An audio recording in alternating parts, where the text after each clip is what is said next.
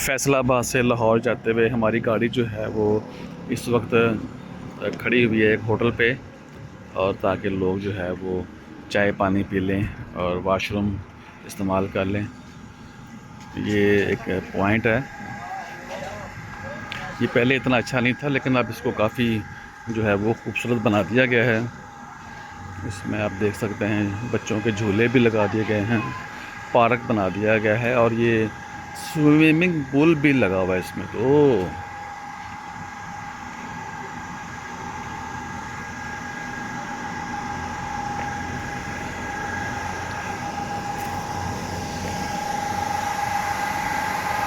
इस पॉइंट पे तो स्विमिंग पूल भी है जी।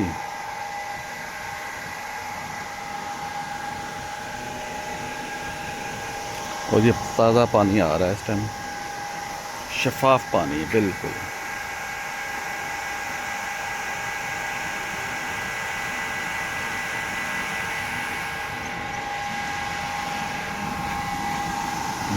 स्विमिंग पूल में ताज़ा पानी आ रहा है।